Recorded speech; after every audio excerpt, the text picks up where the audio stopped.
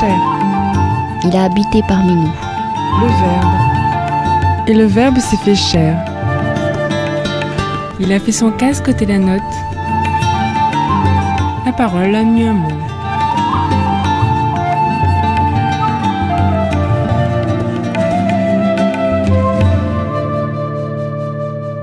Évangile de Jésus-Christ selon saint Matthieu.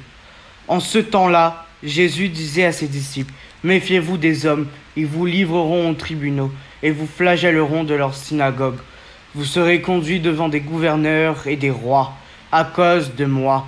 Il y aura là un témoignage pour eux et pour les païens.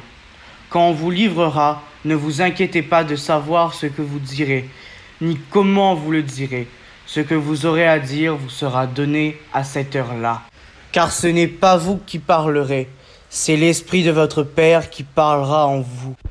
Le frère livrera son frère à la mort et le père son enfant. Les enfants se dresseront contre leurs parents et les feront mettre à mort. Vous serez détestés de tous à cause de mon nom, mais celui qui aura persévéré jusqu'à la fin, celui-là sera sauvé. Acclamons la parole de Dieu.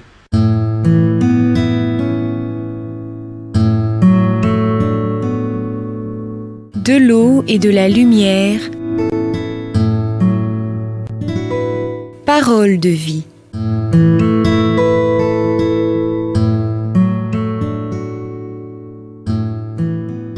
C'est étonnant que le jour suivant à la grande fête de la naissance de Jésus, l'Église nous propose de fêter le martyre de Saint Étienne.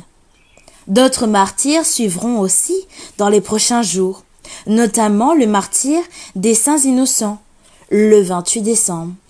L'histoire de l'Église est jalonnée par le témoignage des martyrs.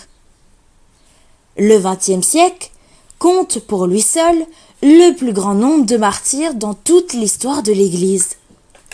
Pourquoi l'Église parle-t-elle du martyr dans une saison liturgique marquée par la joie et la lumière de la venue de notre Sauveur?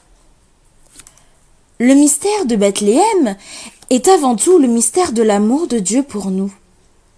Nous voyons dans ce mystère de Noël un Dieu qui est prêt à abandonner sa gloire et sa puissance pour venir vivre parmi nous en devenant un petit enfant, couché dans une mangeoire. Le Seigneur a voulu se faire proche de nous, pour nous révéler son amour dans un cœur d'homme et dans un langage humain. D'où est venu le courage d'Étienne de donner sa vie pour le Christ? Ne serait-ce pas qu'Étienne avait fait une expérience fulgurante de cet amour de Jésus? Ne serait-ce pas cet amour qui le poussera à se donner jusqu'au bout pour l'Évangile? Comme Bethléem, le martyr est aussi un mystère d'amour.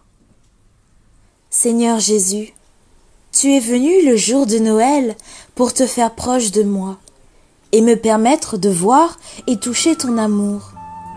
Remplis mon cœur de ton amour, que je puisse trouver dans cet amour la force et le courage de te suivre, de te servir et de t'imiter comme Saint Étienne.